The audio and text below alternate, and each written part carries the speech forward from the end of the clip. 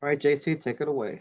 Okay, super. Thanks, Anthony. Hello, everyone. My name is James Curry. I'm a librarian here at the Thomas Hughes Law Business Center.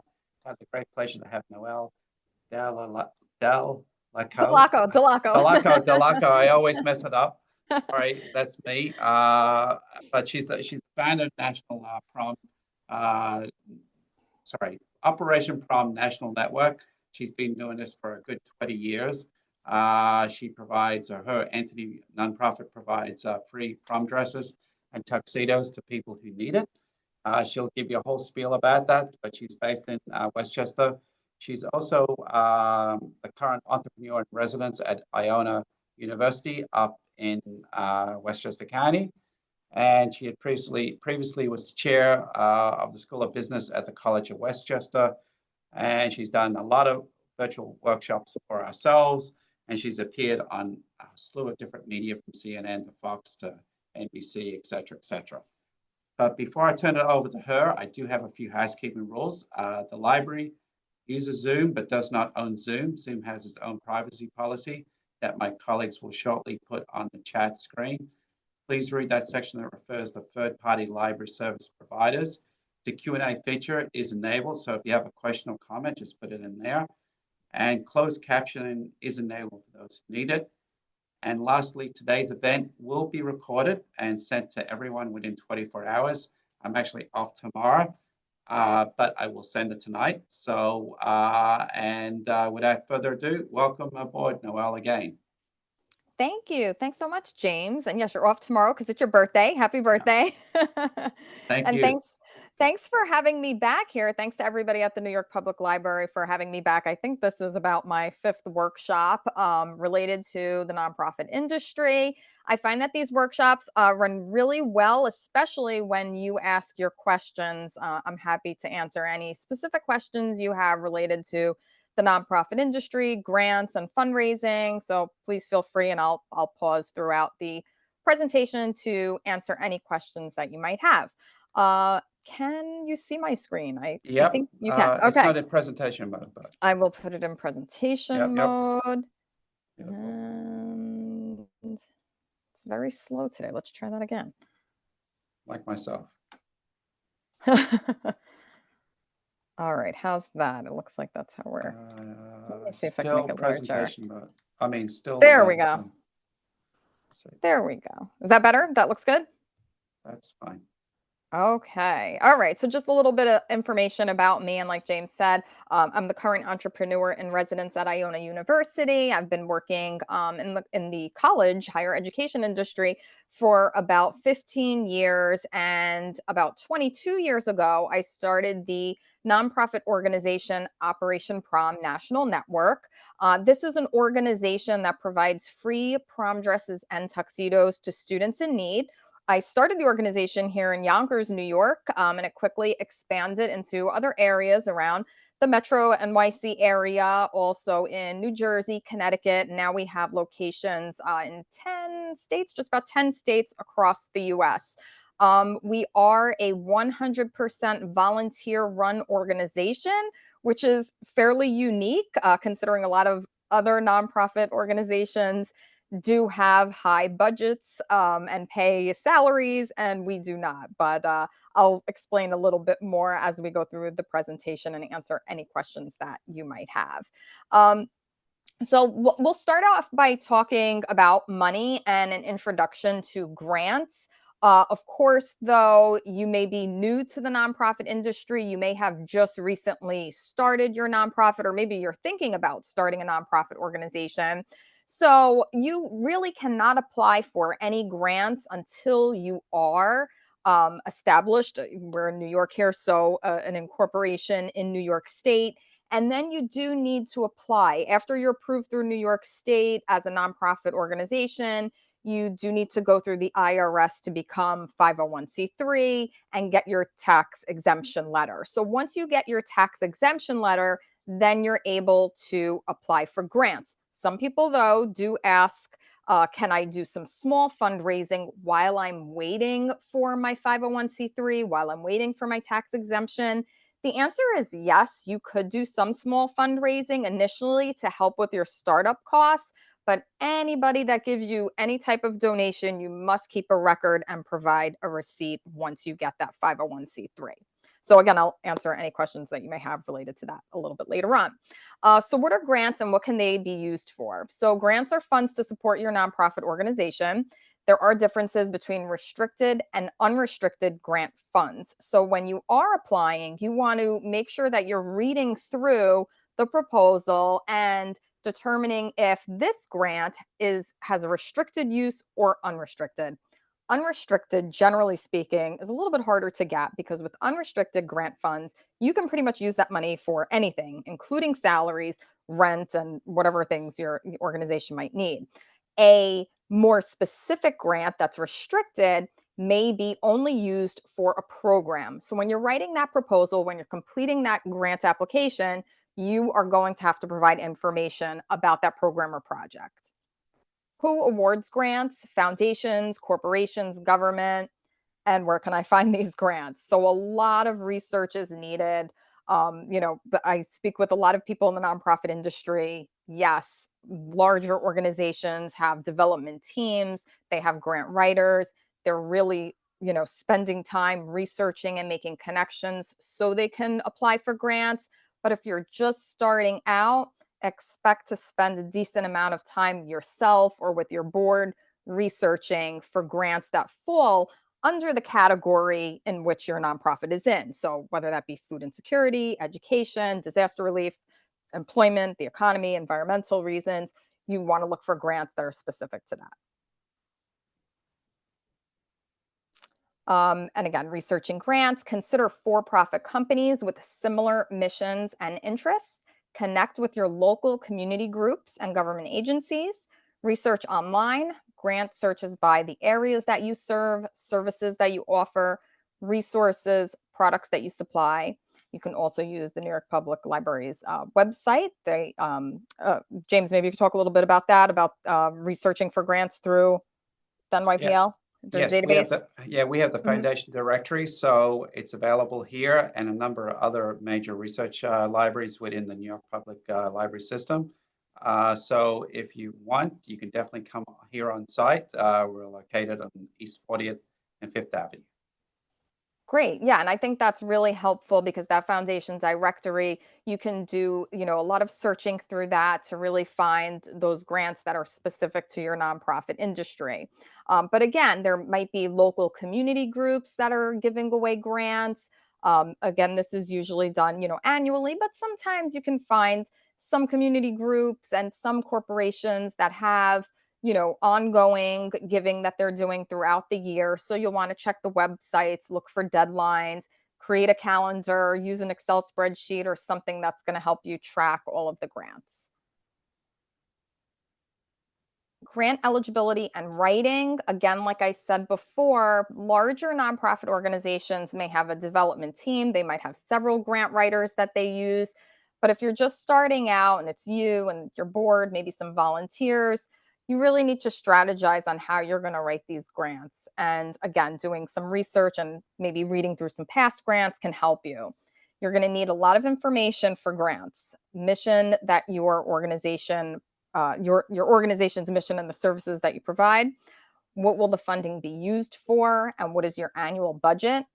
Impact, the data related to who and how many people you serve. That could also, some of this stuff could be challenging for new organizations because you might not really have data initially, like demographics, geography, etc. Your board of directors or staff, prior year taxes, and then some questions here that you may want to ask yourself. Should I hire a grant writer? And what online resources are available? So I'll pause here just for a minute. Based on this grant eligibility, what information will you need? So something, again, simple is like mission, vision statement. You're going to input that into most grants that you're writing. What's the funding going to be used for? So again, what is this grant that you're applying for? Is it for a restricted program, for a project, or is it unrestricted funds? So you'll have Oh, to explain that. just one question. Yeah. The slides are not advancing, so I don't think it's Oh, in presentation mode yet, so it's still on number one. I wonder if it's just going very slowly here. Let me get out of it really quickly. Okay, sometimes that's the way to do it. Yeah, and it's not letting me get out. Why is that happening? You're still only seeing one? Just saying one, yep. That's strange. Just undo and then reshare, I think. Yeah, let's try that. All right, so we'll stop sharing. Okay, fingers crossed.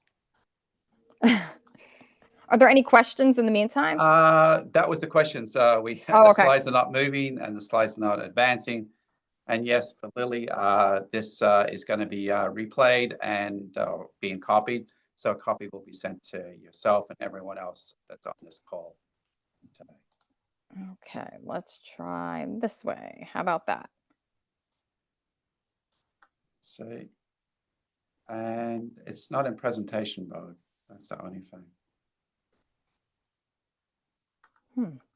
Now? It's going from slide to slide. It's just, you can see the previous Right, slides you on the can left. see the other ones. Yeah, Okay. I mean, that's good enough as long as it's moving. So, All right, as long as it's moving. Yep, So yep, let me just go, I'll scroll back a little bit. And again, everybody can have this presentation also. It'll give you again just some bullet points. I was somewhere around here as I was speaking. So again, as you're going through the application for these grants, you'll need mission, vision statement. You'll need to talk about what the project is, what your proposal is. And the grants usually will tell you up to 5,000, up to 10,000. So you're going to be really, really specific in what you're going to use that money for. And that goes back to, can you use it for salary? Can you use it for, overhead expenses, or is it for this project? And if it is for this particular project, what is that money going towards for that project, right? How many people is it going to serve? What are some maybe resources that you're going to need? Is there a marketing expense? Is there a website expense? So they want to know detailed information, a budget, a spreadsheet of what every penny is going to be used for. Impact data related to who you serve. So at my organization, at Operation Prom, our data is always related to the students that we serve. So here in New York, in the Westchester County, including Brooklyn, the Bronx, Queens, and Manhattan, we serve thousands of students, probably about 5,000 students each year. So we have to include that data whenever we're writing a grant. They also ask questions, a lot of grants, about demographics, geography. So sometimes when we're collecting data, we have to do searches. So if we collect a student's information, we're not providing the student's name or any other personal information in our grant, but we might sort through zip code and have to include that in the grant. So when they're reading through it, they know where the impact is, where the students are coming from. You might have to include information about your board of directors and your staff. Again, that could include demographics for your board of directors. A lot of these grants will ask, where do they work? What do they do? What is their professional title? So you do need a lot of information, and of course, prior year's taxes. So if you're a new organization, you might not have that, and you might have to explain that within the grant, saying that you've just become a 501c3, you just got your tax exemption, etc. Any questions? No. None. Oh, okay. Okay, great. And then I put here, should I hire a grant writer? You absolutely can. Again, that's, for you to decide if you have funding for, if your organization has a budget for a grant writer or somebody in development who can help with researching and writing the grants. There are some organizations that will help. I think here in Westchester County, we have Grant Writers of the Hudson Valley, which is a nonprofit. There's a small fee, but they can help you write grants. There's also these online resources like DonorBox, Kindful, Instrumental, and Candid. Did Candid change their name? I'm trying to remember now. Let's see No, here. I think they changed to Candid. It was something else before.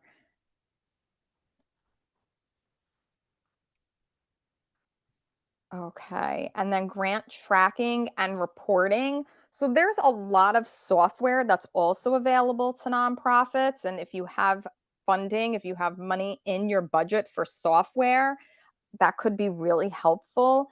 Some of these software programs could be very expensive. So if you're a new organization, I recommend using Excel or any other spreadsheets to track grants, create a calendar with deadlines, letters of intent, grant submissions, impact reports, data that you need. I did put, fees may apply for something like Fundeasy or Bonterra. They have smaller, packages for some, like, nonprofits that don't bring in a ton of money, but you're still probably not going to find anything for under $300 a month. So these programs tend to be pretty expensive. Again, they're useful, especially for a larger organization that's bringing in $1 million, a year or more. You can track things. You can sometimes send out emails and do campaigns for fundraising, send out thank you letters. But again, it does cost money. Impact reporting, how long do you have to use the funds? What data does the grant require you to collect? So just additional things for you to think of if you've never wrote a grant before. You're going to want to keep all of that information. So once you get that check, once you get that $5,000 and you said you were going to use it for XYZ, keep all of the receipts, all of the information, how you're using that money. Take pictures of, so the grantor can, see the work that you've done. Invite them in, right? You really have to show how you're using the money is what I'm getting at. And is there any other data that they require you to collect? So you want to read through everything before getting that money, when you agree that you're going to accept the grant. Any questions? None at this time. Okay. Diversifying your funding. Actually, I do have one. Sorry about this. Yeah, no, that's okay. Yeah. So, thank you, Professor.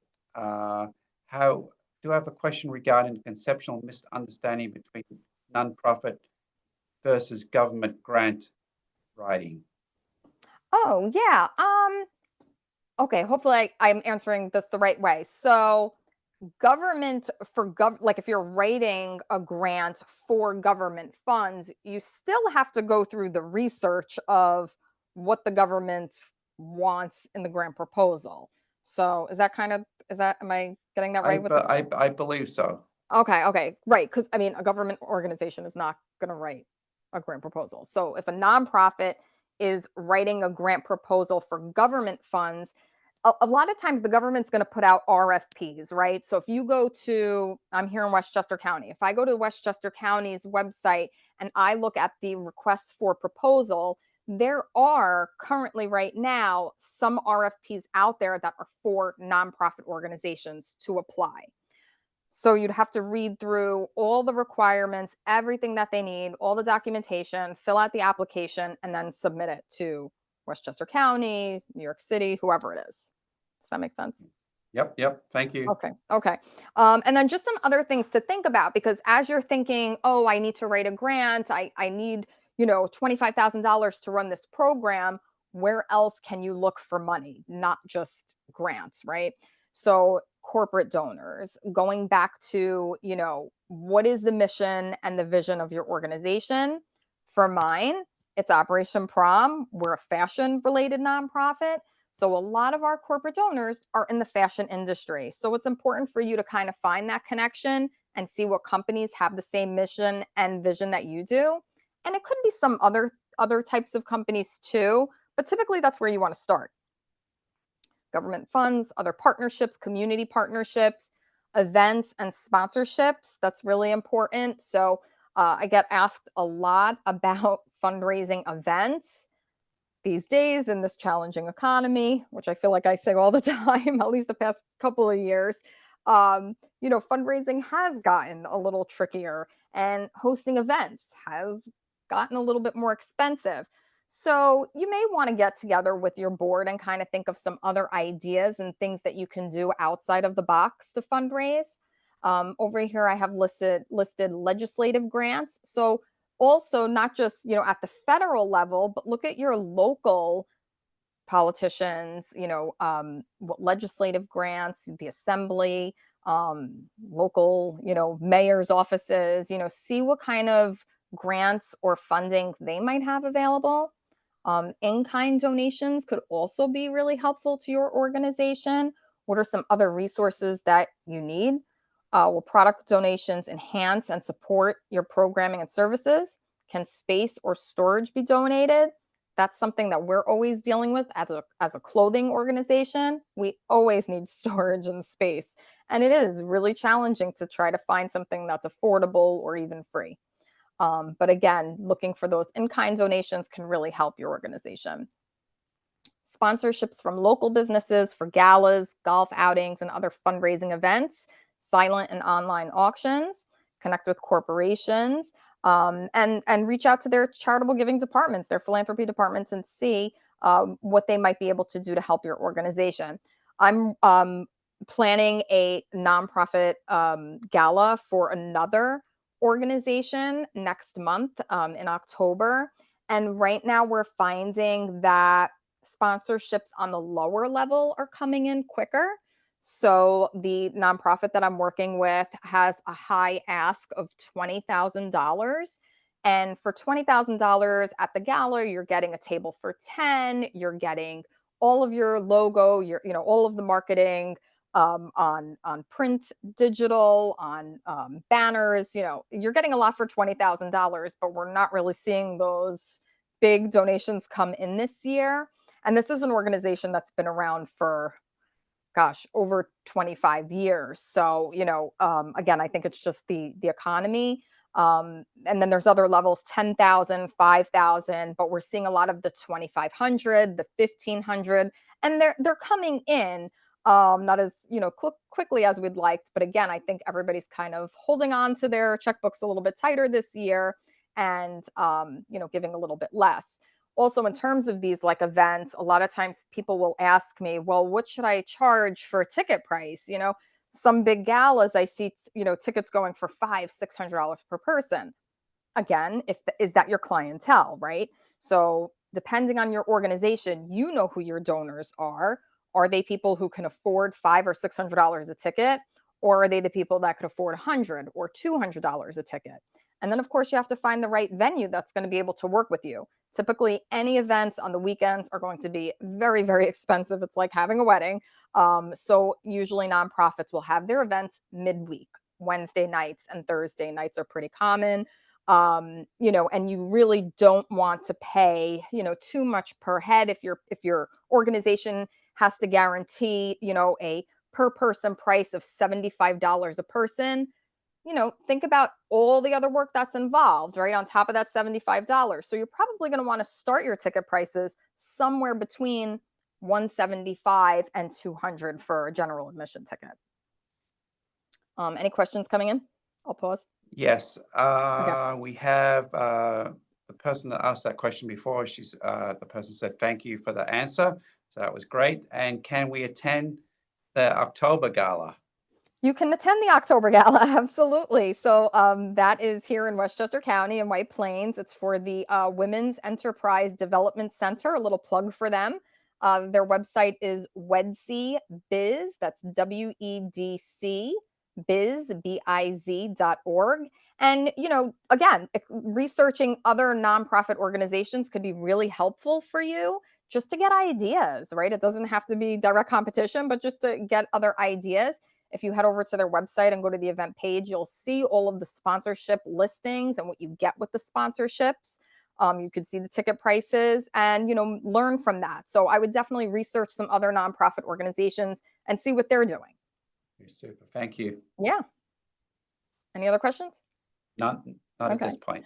Okay. And also, I did list here like silent auctions, online auctions. There are so many ways that you could not have an in-person event, but do things virtually. I like a website called Give Butter. And Give Butter is a website that you can use to set up like virtual events. You could do online fundraising, and they really don't take a large percentage. That's also a question I get asked a lot too. Should I use PayPal? Should I use Venmo? I still think the PayPal fees are less for nonprofit organizations. So I would recommend Give Butter and PayPal for any, transactions that you need to do. And then some additional fundraising opportunities for ideas for you to think about.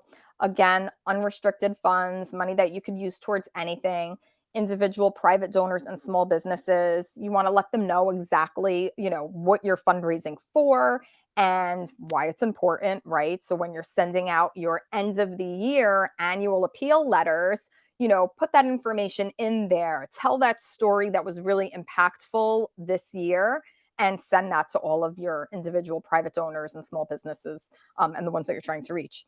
Wealth management, legacy gifts, life insurance, retirement plans. There are people who have money that will include a nonprofit that they feel really connected to, in their will, in their retirement. So that's something that you may be able to look at.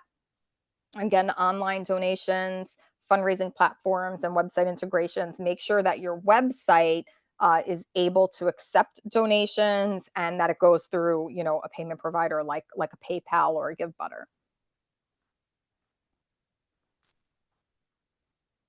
And I put this slide here just again to remind everybody, building awareness for your nonprofit organization, so important, right? Again, to tell that story. So whether it's on your website, whether it's on your social media, are you posting pictures? Are you telling that story? Um, we always find at Operation Prom that by sharing pictures of the students, that creates a lot of awareness, and people love to see students getting ready for prom, and all the fun exciting pictures of them all dressed up, and when they come to Operation Prom and they're looking through the racks of dresses and tuxedos, it really does, it creates awareness, and it excites people, and it makes people want to give back.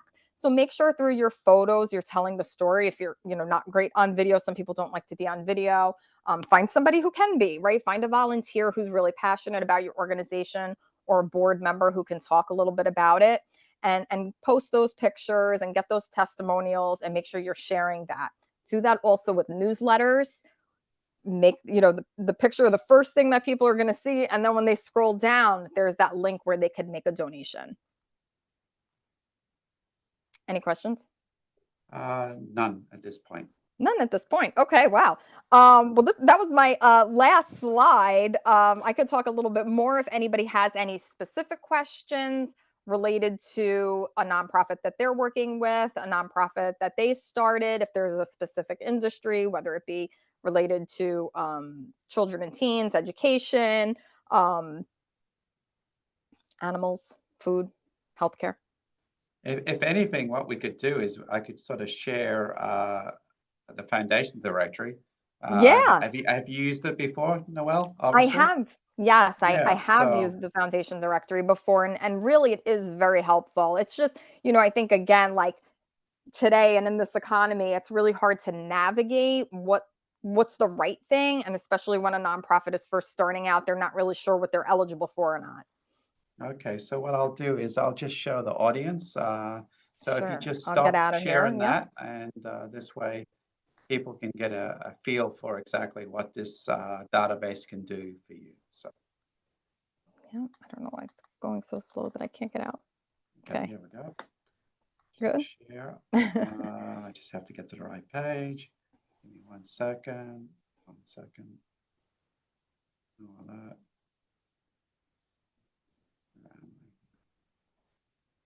Stop sharing. Just give me a second here. Yeah, sure. And while you're doing that, I'll say too, a lot of times people ask me, where do I find these donors, and how do I make these relationships? And Operation Prom has been around for over 20 years. So I started very early on attending every networking event that I could possibly get to, every political event that I could possibly go to. I wasn't married, and I didn't have kids at that time, so it was easy for me to get out. But really, that's where you need to be. You need to be at every one of your local community events, houses of worship, whatever it is, and just connect and talk to people. You've formed a nonprofit organization that you're really passionate about, that you really are dedicated to. Talk about it. Tell people why. So here's the foundation directory by candidate. Mhm. So predominantly what you would normally do is you would go into advanced search, And then you pick like a geographical area or a specific area like the arts, etc. Human rights, but there's a drop down into each of these categories, subcategories. So you can pick whatever is applicable. So I just picked the arts and culture and human rights as two generic terms. So now I'm going to put in like New York. So New York County, just, and then population served, you can go by age group. So you can do children, you can do various ethnic groups, family, etc. So as you can see, all the different choices that you can pick from here. I'll just, at this point, just leave it as children and youth. Mhm. Sorry, for whatever reason, it's not allowing me. Okay, children. And then at this point, again, I'm just going to put in New York. And then I hit search. And up comes like all these grant makers, as you may be able to see here, Yeah. the total grants. Now, of course, when you populate this, when you search, as Noel mentioned before, you're not going to get 10 billion. So it's probably applicable to actually filter on a more realistic basis. Right, So, right. start at a nominal number like 30 or 50 or whatever. And of Mhm. course, that will change these numbers that you see. So we've gone down to 2,100 grant makers. And for instance, if you go into New York Community Trust Mhm. as an entity, from here, you can go down, scroll, see where the money's gone or where the recipients. If you go down further, it will actually have a contact here. So you can contact Amy, and this is her email. And that's just one example amongst many different Yeah. entities that are listed on Foundation Directory. So I hope And that's it's helpful. Yep. Yeah, and it's free to use if they come to the library to use it, because if they try to get it at home, there's a monthly fee, and I think it's like $55 or something. Yeah. So yeah, Yeah. what we actually, our service is all free. You Yep. can actually go to a couple of different locations within the New York Public Library system. But it's the main locations, including ourselves across the street with the Lions up in Harlem, and I think the Performing Arts Library. So this is a free service. People come here all the time to use this particular database, and it's definitely one of the key ones to use. I do have another database. Maybe I can show the audience this that may have an interest. It's a database that you can only access again here on site, and specifically only at the business center. So Mhm. just give me one little second to log in to this. Give me a second. Database research. So for those people, as Noel mentioned before, you have to reach out to a lot of different folks, and being able to go to a database that you can actually use and abuse, I guess, to find this. So it's called Leadership Connect. So this database is, as I mentioned, a database of connections. And I just have to get a code to sign in. So then I'll share my screen. So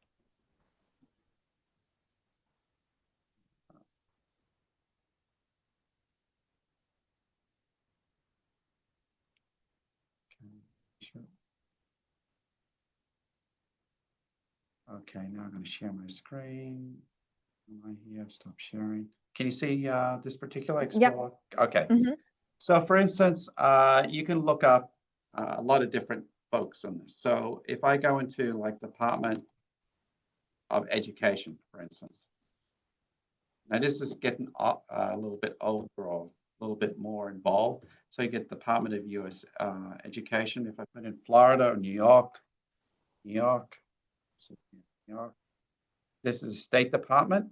This is in New York City. So if I go into New York City, you'll see, the actual like landing page for this, their website, where they're located. and then you'll get to see various different emails and contact names that you can reach Mm, out to. So this is a great database. yeah. Now, if you're looking at entities like, say, Goldman Sachs, for instance, you go here, Goldman Sachs. Now, all these like major investment banks and brokerages, etc., they all have divisions that cater to providing money to charities. So if you scootle down a little bit, you'll see like the various different bigwigs, like David Solomon, the CEO, and you can actually go through here and see if any of these titles are applicable to your search. So again, there's a database that's only accessible here on site, and you're definitely welcome to use it, open 7 days a week. So I just Yeah, wanted to that's spice great. things up with Yeah, I like showing that. people what we have. So Absolutely. in the meantime, it sort of worked because I got a lot of questions. Ah. So if you're turned down for funding, how can you learn about your application shortcomings? Mm. So again, only some grants will have an option for you to like find out what you missed.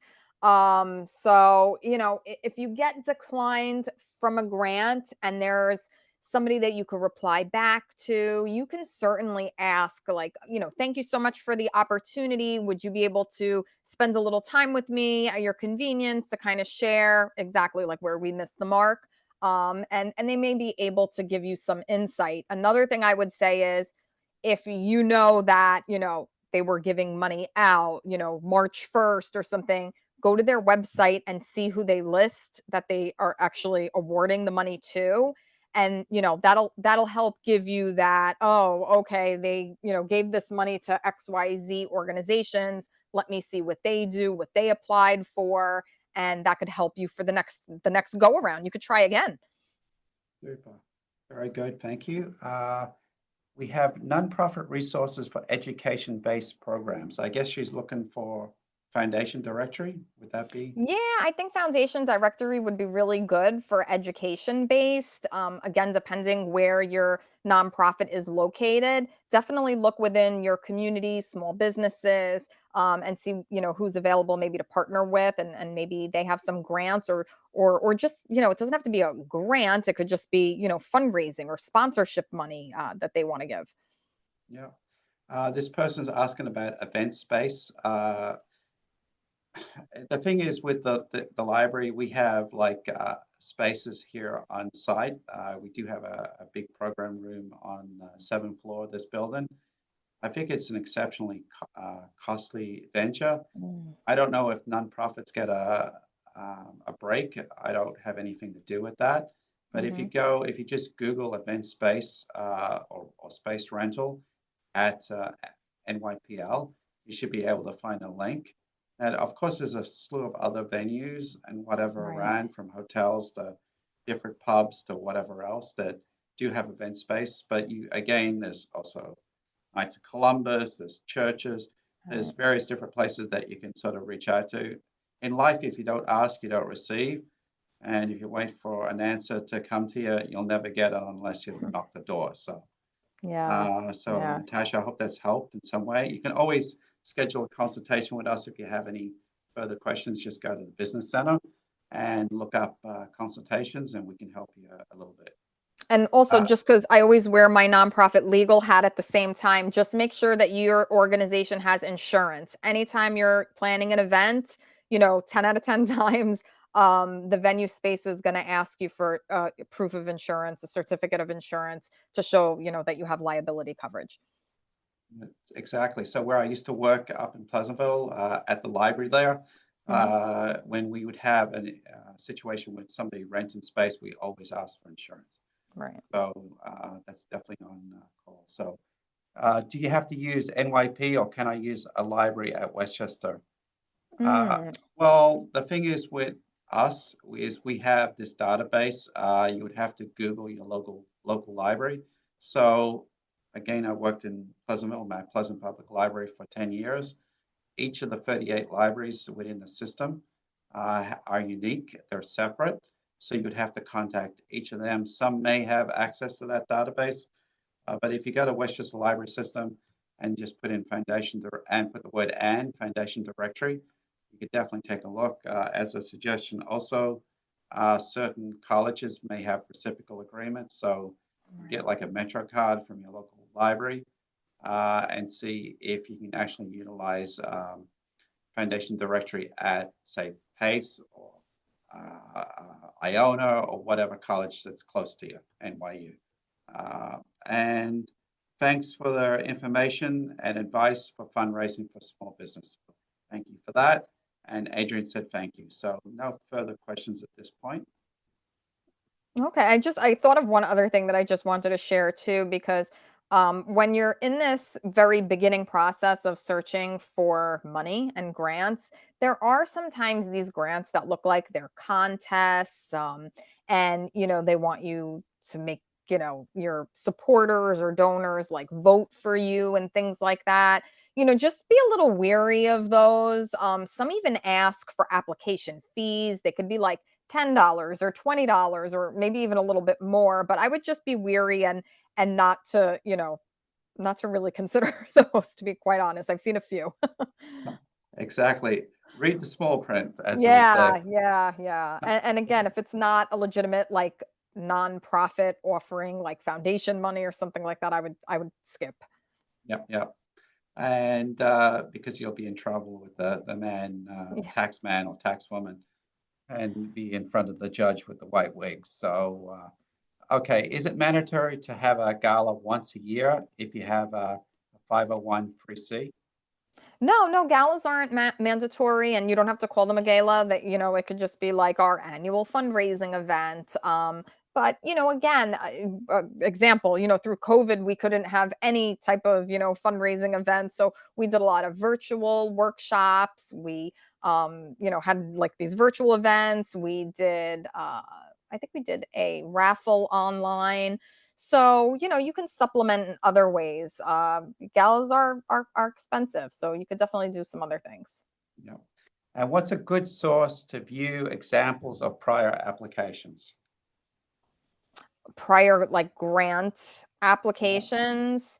Yeah, I mean, it's going to be difficult for you to find other organizations grant proposals. However, with that being said, I would highly recommend, like I said before, networking. Network with your other nonprofits in your community, right? I'm here in Westchester County. I know almost, several of the CEOs at the other nonprofits around here. I'm friendly with them. Some of them are nowhere near related to, clothing or, anything like that. Ask them, say, can you just share, a grant application? Can I see what you wrote? It could be, again, for something entirely different, and you might have zero interest in applying for that specific grant, but just so you can read the language. And I do want to say that ChatGPT and AI can certainly be a resource, but do not copy and paste. Exactly. And in case of where you do reach out to another entity like that, you're not going to be even competing against them because they're in a totally different field, Right. so from clothing to, So an animal animal care. shelter. Yeah, Yeah, yeah, exactly. so yeah, Medical, so anything. Yeah. yeah, exactly. So again, use your library. Come to the library. Come We to the love to see library. we love to see patrons in here. That's why we're here in the first place. So you're definitely welcome. And if you can't make it, schedule a virtual consultation with us.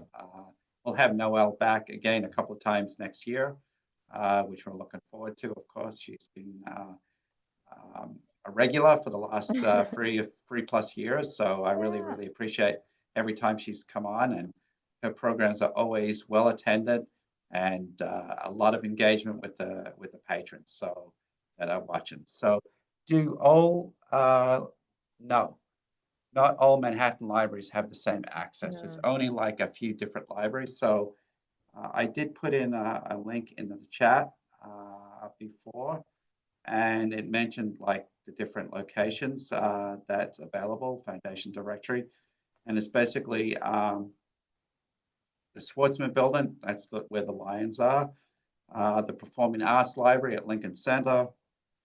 Schaumburg, which is like up 125th Street area. Thomas Yusloff, which is ourselves. And also the Starbucks Foundation Library. This is this building that we're functionally in. And one location in Staten Island, the St. George's Library. So now, of course, Brooklyn and Queens, if you happen to be there, Brooklyn and Queens have their own public library systems. So you can always reach out to them. And just FYI, you can live in Westchester, like Noel does, or you can live in Rochester, or wherever, whatever Chester that you're in, and you get a library card as long as you're in New York. You live, work, go to school, or pay taxes anywhere in the state, you're entitled to a New York Public Library card, plus one from Brooklyn and also from Queens. So, but we love to see you here. And that's it. So no more questions at this point. So let's see, just seeing if there's anything else. So how long, how long have you actually been doing this for? How long have I been doing Operation Prom? Yep. Well, 2026, that the next prom season will be 22 years.